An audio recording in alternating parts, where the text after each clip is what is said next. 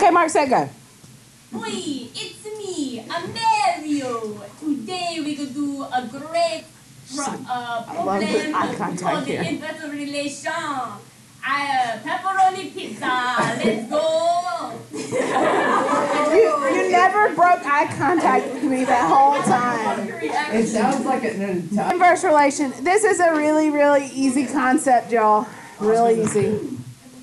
Here's what. Okay, tell me first of all what you think inverse means. Backwards. That's a great way to remember. Backwards. So if I have this point that is, it has two parts, an x and a y, right? Let's say it's 2, -5. Close. You're very, very close. -5, -2. No, -5, -2. -5 is the same thing as -5, 2. What did I do? you made the y the x and the x the y. That is all inverse does. If you can do that, you can do inverse, okay? Wait, so is that the lesson? Okay, I'm done. No, I'm going to do some examples, but that's the foundation here. That's what we're working with, okay? Switching x and y to find an inverse, okay? So let's think about it first graphically. Let's think about a parabola because we love parabolas in Algebra 2. They're our favorite. Oh my goodness. Was it a joke, Marshall? It was a joke. Okay. Now here's the thing. When I talk about switching x and y, I switch. Ooh. What the crap? I switch every single x and y. How are you? I thought you were talking to me. Christian. All right, so every single x and y is going to switch, right? Right. Yeah. All right, so let's label some chords. This is just parent graph, x squared, right? 1, 1, 0, 0. I just want you to see graphically what it's going to look like, okay? If I graph the inverse of this, every x and y are swatching. That's a new word. Okay, 0, 0. Y'all got me feeling some type of way today. Okay, switch x and y, so 1, 1 is still 1, 1. But -1 is going to be 1. -1. So look at my parabola now. Okay. Well, it's not a function anymore. Why is it not a function anymore? Vertical line test. So that's further on down the road in this section, but since we jumped there so quick, we'll go ahead and address that. You're right that the pink one is no longer a function because it fails the vertical line test. What if I just looked at the green one and I wanted to know, is its inverse a function? Why? It's a function. So how could you tell? If it's a function, its opposite wouldn't be a function.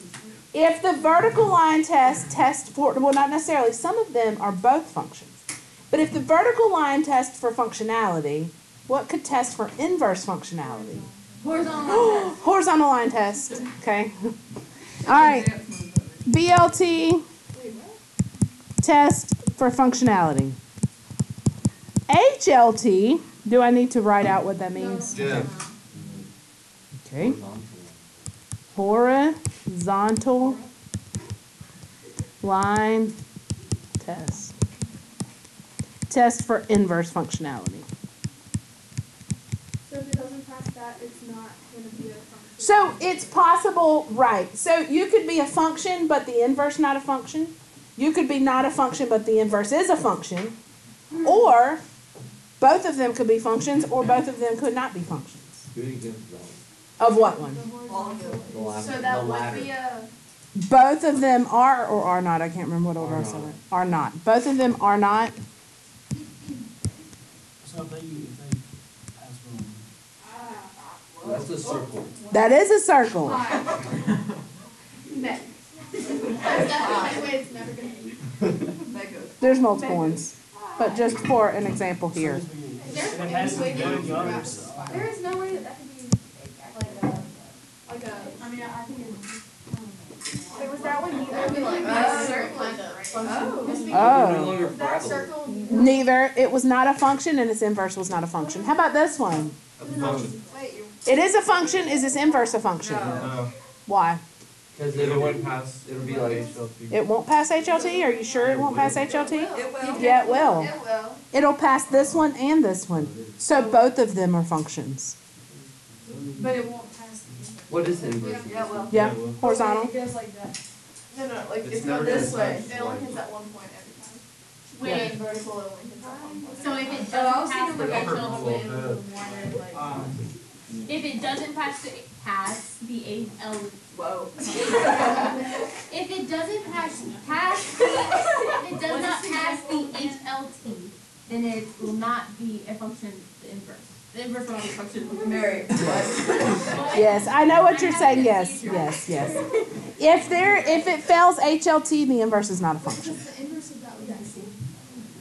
The inverse of this, the inverse of this, and we're actually going to graph the inverse of this. This is a cubic. I mean, not today or anything. But the inverse of this looks like, think about switching the x and the y axis. There's the inverse. Yeah, turn your paper, yeah.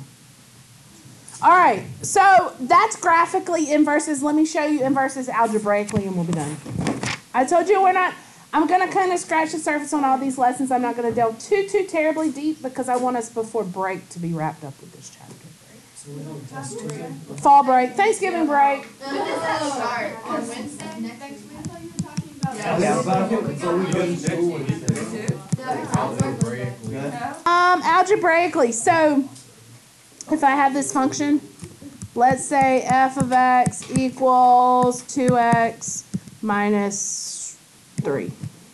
Okay. If I want to find the inverse, it's really easy, okay? What did we say inverses do? Switch x and y, but excuse me. I don't see a y. Negative 3x. Isn't the F of x is y. Have y'all seen that meme? Yeah. Where's the guy? I'm f of x, I'm y, and he's the same guy. All right, so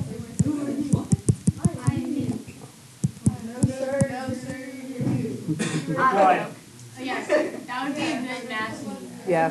I mean, I'm sure y'all just watch math memes all the time. Oh, but, yeah. Absolutely. I get all of my math meetings from Noah. All right, same thing, right? I can replace f of x with y. Now I can switch x and y, and then all I am going to do is solve it for y. Switch x and y, solve for y. Okay, so how do you solve that for y? Add 3. Add 3. So y equals. Y equals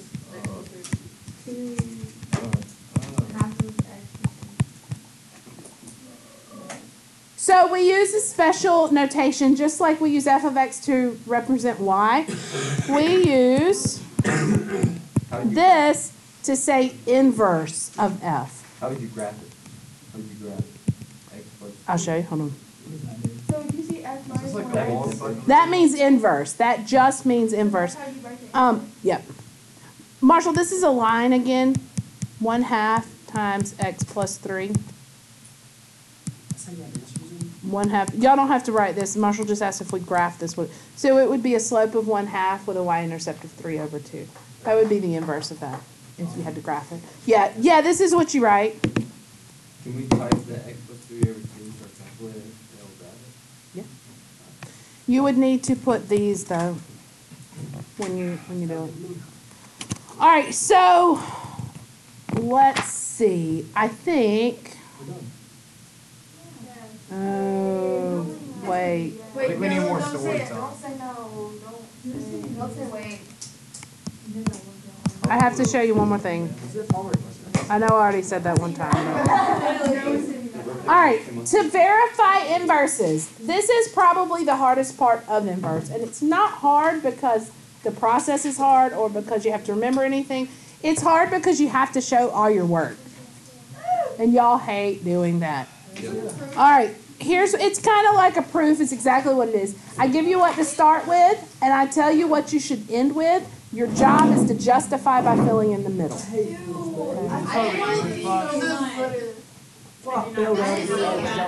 All right. Let's say I had f of x Let's take the same ones we just did. 2x minus 3. And what was it? X plus 3 over 2. If two things are inverses, you have to prove that they're inverses by showing two things. You have to show me that f of g of x simplifies down to x. And you also have to show me that g of f of x simplifies down to x. So you have to show it forwards and backwards. You have to show that if you plug one function into the other, it equals x. And then if you do that backwards, it also equals x again. So if you plug g of x in for 2x minus 3, it has to equal x, and then... So I'll do this one with you. This is a really easy one. You'll have some that are a little more complicated than this. But just for the sake of example here. All right, so I'm composing this function. This is why we did composition first, right? So 2, it's not x anymore. It's x plus 3 over 2 minus 3. So I'm telling you everything is going to cancel out. You know that. Show me the steps in which it cancels. So your biggest thing here is order of operations. What cancels here first? 2. The 2. You must show me step by step. Do not come here and do this and tell me you verified. Okay? I know everything's going to cancel because I'm starting out by telling you that they're inverses of each other. Cancel them out in the right order. So now this becomes x plus 3 minus 3, which is just x. It's not enough to show it one way. You have to also show it the other way. So now g of 2x minus 3. So it's not x anymore, it's 2x minus 3 plus 3 over 2. Wait, what will we get rid of? Huh? Sure. There's a 3 on the outside. Yeah. Oh, Yeah, this is the x I plugged in. So what cancels first? 2. Oh, the 3's up top, and here's why. That fraction groups things together up top. So you have to look at the numerator, see if anything cancels, the denominator, see if anything cancels, and then look at it as a whole. So here, the 3's would go first.